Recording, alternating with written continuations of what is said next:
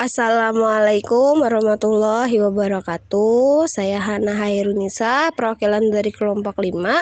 Di sini kelompok kami akan mempresentasikan tentang purifikasi DNA. Dan kelompok 5 terdiri dari Kak Hermi, Kak Dias, Kak Raihan, Kak Mahardika, Kak Didi, dan saya sendiri Hana Hairunisa. Nah, sebelum kita masuk ke purifikasi DNA, kita harus tahu DNA itu apa sih gitu kan. Nah, penemu struktur DNA pertama itu adalah James Watson dan Francis Crick.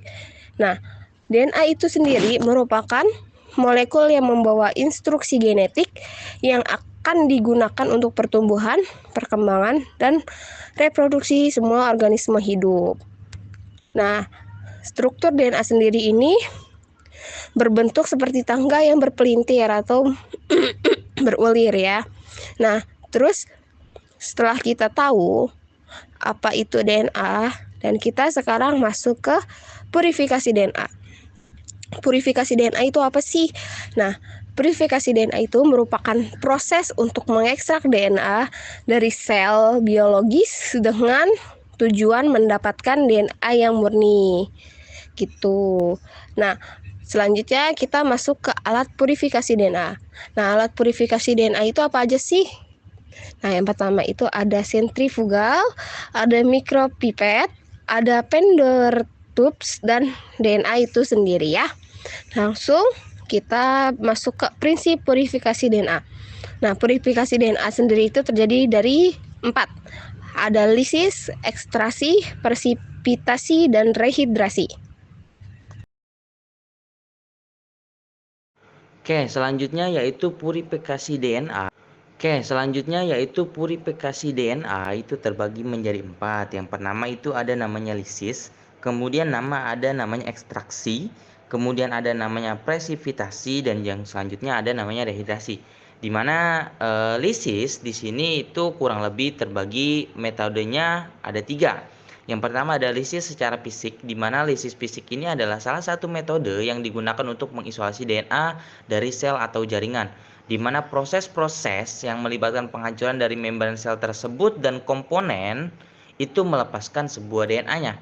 Nah, kemudian secara teknisi umum yang berada di dalam lisis fisik itu menggunakan metode untuk lisis sel, yang dimana metode ini adalah grinding, ultrasonication, dan juga ada homogenization. Nah, selanjutnya ada lisis secara enzimatik. Nah, kalau kita tadi berbicara tentang lisis fisik, selanjutnya ada lisis secara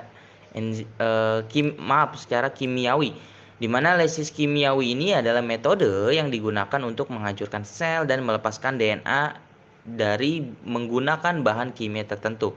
Di mana metode ini biasanya sering kali dipilih karena kemampuannya untuk mengatasi tantangan di dalam DNA, baiknya dan terutama ataupun utamanya dari sel-sel yang mengandung banyak polisakarida. Nah, kemudian beberapa aspek penting dari lisis kimiawi itu di dalam purifikasi DNA itu meliputi salah satunya yaitu ada natrium asetat, kemudian diklorometana atau yang disingkat dengan DCM, dan juga ada buffer lisis dan hal yang lain sebagainya. Yang ketiga ada selanjutnya yaitu secara enzimatik, di mana lisis enzimatik ini adalah metode yang digunakan menghancurkan sel dan melepaskan DNA dengan menggunakan enzim spesifik. Biasanya dalam lisis enzimatik ini itu metode ini menjadikan pilihan yang populer dalam purifikasi DNA-nya. Karena kenapa? Karena keefektifannya dan kemampuannya untuk menghasilkan DNA yang bersih dari kontaminan. Jadi ada beberapa di sini perincian sedikit tentang lisis enzimatik, yaitu ada proteinase K dan juga ada lisozim. Nah, yang mana kalau lisozim itu adalah lisis yang bekerja dengan cara memotong rantai fosfat disterlipid bilayer membran sel sehingga menyebabkan pecahnya sebuah membran. Nah, selain yang lisozim juga, kemudian ada tadi yang dinamakan proteinase K, yang juga dapat digunakan untuk menghancurkan protein-protein yang terkait dengan struktur sel, membantu proses lisis.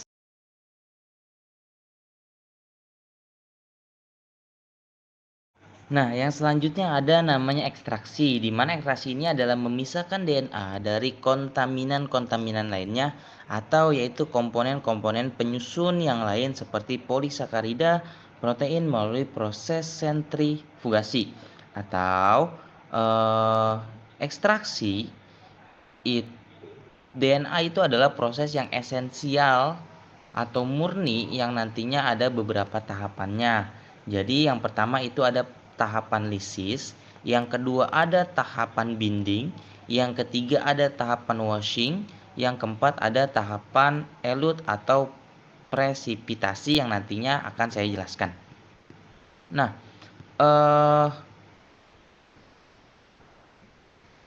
yang pertama yaitu dalam proses tadi ekstraksi DNA itu tadi kan dari beberapa tahapan. Yang pertama lisis yang dimana itu menghancurkan sel untuk melepaskannya yang sebelumnya saya jelaskan. Yang kedua yaitu ada binding di sini yaitu mengikat agar DNA terpisah dari protein dan material pengotornya. Yang ketiga itu ada washing yaitu membersihkan DNA-nya untuk meningkatkan. Kemudian yang keempat ada isolation atau presipitasi yaitu resuspendensi DNA dengan larutan wafel untuk memulihkan DNA yang telah teradopsi.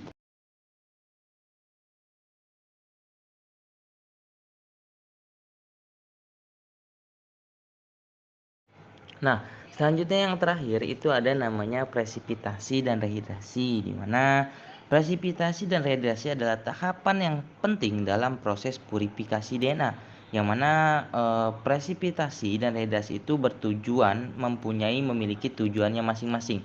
Yang pertama yaitu ada presipitasi. Di dalam konteksnya dalam purifikasi DNA, presipitasi itu bertujuan atau mempunyai proses mengendapkan DNA dari larutan yang mengandung banyak komponen lain seperti protein, lipid, dan karbohidrat. Kemudian di dalam presipitasi itu biasanya pertama menggunakan agen presipitan, di mana agen ini seperti isopranol atau kemudian etanol atau kalium asetat yang digunakan untuk membuat DNA mengendap. Yang kedua bisa memakai sentrifusi, di mana biasanya ini setelah mencampurkan agen presipitan, kemudian campuran tersebut disentrifugasi untuk memisahkan DNA dari cairan lainnya. Dan yang terakhir ada menggunakan pelleting DNA, di mana setelah sentrifusi, DNA yang telah mengendap di dasar tabung dapat ditemukan sebagai endapan padat, yang mana ini menunjukkan bahwasannya DNA ini sudah relatif murni dari kontaminan yang lain. Nah, kemudian yang selanjutnya yang terakhir itu ada rehidrasi, di mana rehidrasi adalah proses merehabilitasikan DNA yang telah diendapkan.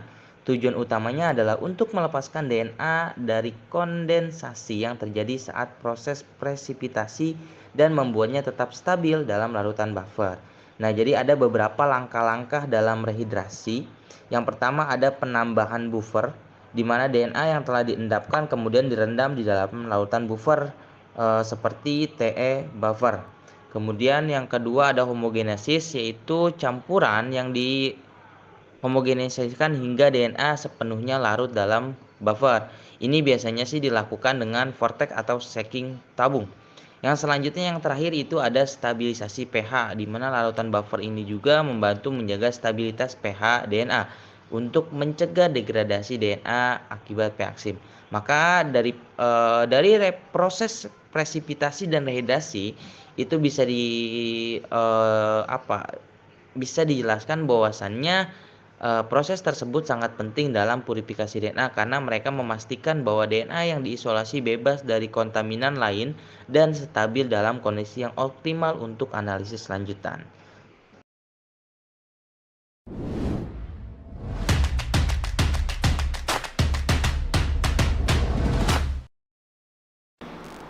Sobat cerdas mahasiswa kedokteran, selamat berjumpa pada video pembelajaran tentang prosedur pemeriksaan isolasi DNA. Isolasi DNA merupakan proses yang penting pada PCR untuk menganalisis suatu gen. Mari kita saksikan video pembelajarannya.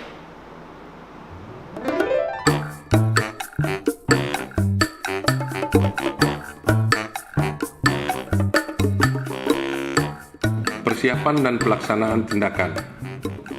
Sebelum pelaksanaan isolasi DNA, terlebih dahulu dipersiapkan alat dan bahan yang diperlukan, yaitu tabung mikrosentrifuge atau tabung Eppendorf, berfungsi sebagai wadah bahan untuk isolasi DNA.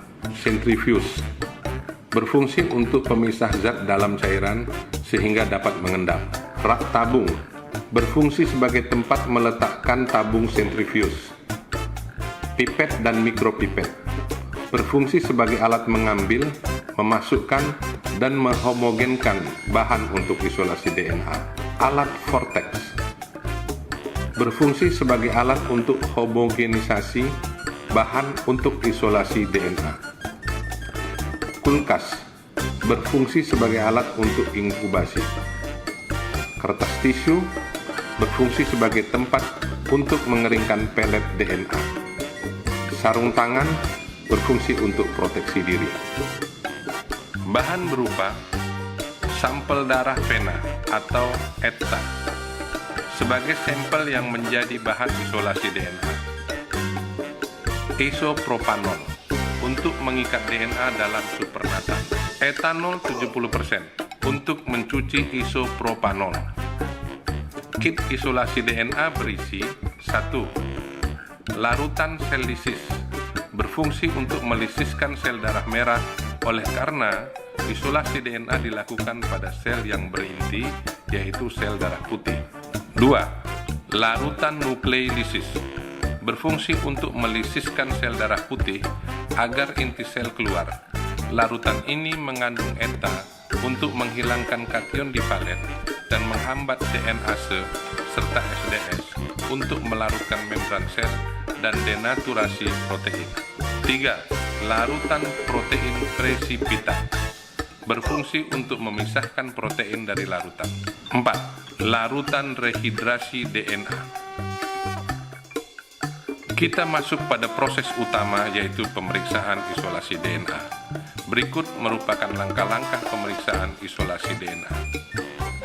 Lakukan sentrifugasi untuk mendapatkan bapikot dari sampel darah vena. Ambil satu tabung mikrosentrifuge steril dan isikan dengan 900 mikroliter larutan sel lisis. Ambil 300 mikroliter bapikot dan masukkan ke dalam tabung mikrosentrifuge. Campur cairan di dalam dengan baik, kemudian vortex. Inkubasi tabung sentrifuge 10 menit di dalam freezer kulkas untuk melisiskan sel-sel darah merah. Sentrifugasi tabung pada 13.000 rpm selama 1 menit. Buang supernatan sebanyak mungkin tanpa mengganggu pelet putih yang tampak. Lakukan langkah tersebut di atas sebanyak kurang lebih 5 kali sampai larutan jernih. Tambahkan 300 mikroliter larutan nukleolisis ke dalam suspensi di atas. Campur dengan menggunakan pipet 5-6 kali untuk melisiskan sel-sel darah putih. Larutan akan menjadi viskos atau kental. Tambahkan larutan protein precipitation sebanyak 100 mikroliter ke dalam larutan yang diperoleh pada langkah sebelumnya dan vortex dengan kuat selama 10-20 detik. Sentrifugasi dengan 13.000 rpm selama 3 menit. Pindahkan supernatannya ke dalam tabung mikrosentrifuge steril yang berisi 300 mikroliter isopropanol. Tabung dibalikkan perlahan-lahan supaya larutan bercampur dan akan terlihat massa seperti benang-benang putih atau DNA stem. Sentrifugasi pada 13.000 rpm selama 1 menit pada temperatur ruangan. DNA akan terlihat sebagai pelet kecil yang putih. Buang supernatan dan tambahkan 300 mikroliter 70% etanol. Sentrifugasi lagi seperti pada langkah sebelumnya. Dengan hati-hati, aspirasikan etanol dengan menggunakan pipet. Jangan sampai peletnya terbuang. Letakkan tabung secara terbalik di atas kertas absorben dan keringkan di udara selama kurang lebih 60 menit. Tambahkan 100 mikroliter larutan rehidrasi DNA. DNA disimpan pada temperatur 2-8 derajat Celcius atau untuk jangka panjang adalah pada temperatur minus 20 derajat Celcius.